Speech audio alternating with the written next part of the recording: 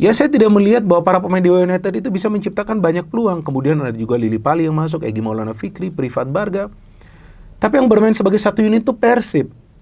Dan Dewa United ini kalau saya melihat permainan mereka tidak buruk, tapi ini kalau menurut hemat saya pemilihan strateginya ini keliru. Kenapa? Mereka justru bermain bukannya middle block tapi mainnya low block. Kenapa harus main low block lawan Persib Bandung? Kalau main middle artinya tekan di tengah, itu yang bisa menyulitkan Tom Hee untuk berkreasi. Tapi saya melihat Tom Hee, Sadil, William ini free. Maka itu bola itu bisa nyampe lebih cepat ke pertahanan dari Dewa United karena para pemain mereka tuh bermain sedikit ke bawah. Enak banget bagi William Barros, Sadil Ramdhani, Tom Hee. Memang Andrew Jung sulit mendapatkan bola ya, karena di belakang kan mereka kuat ya, padat ya. Tapi kreator-kreatornya dari Persib yang dari sayap dan dari tengah ini enak mereka mainnya, karena tekanannya tuh gak intens. Nah, dari Persib tekanannya intens.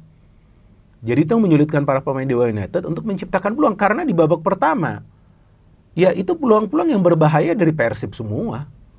Ya kan, Tom Hee itu yang coba memberikan bola kepada William, tapi dia coba crossing. Kemudian terkena Nick Kuipers kalau nggak salah yang dihalau, kalau nggak itu bola menuju kepada Andrew Jung. Kemudian dari corner, Julio Cesar itu terkena tiang ya kalau nggak salah ya. Dia mendapatkan peluang, terus Sadil Ramdhani mendapatkan peluang, terus McLeod bisa syuting dari luar kotak penalti. Terlalu enak Persib mainnya, padahal kalau mau menyulitkan para pemain Persib, tekan mereka di tengah atau tinggi ke ruang pertahanan mereka, supaya menyulitkan Persib untuk bisa membangun serangan. Tapi yang mereka lakukan tuh low block, saya bingung. Oke, itu juga mereka lakukan di pertemuan musim lalu, tapi main agak sedikit di middle. Jadi transisi ke pertahanan Persib itu lebih cepat, tapi itu tidak bisa mereka lakukan. Kemudian di babak kedua, McLeod ini kan biasa memang syuting dari luar ya, tapi ini sepertinya dia bukan syuting tapi dia umpan ini. Karena agak menyilang itu. Ya, yang dia lepaskan itu tendangan. Dan itu jelas tertuju kepada William Barros dan adalah gangguan dikit dari Nick Kuipers. Gangguan untuk mengganggu keseimbangan dari William Barros. Dan memang wasit perlu melihat monitor di pinggir lapangan sebelum memutuskan itu penalti.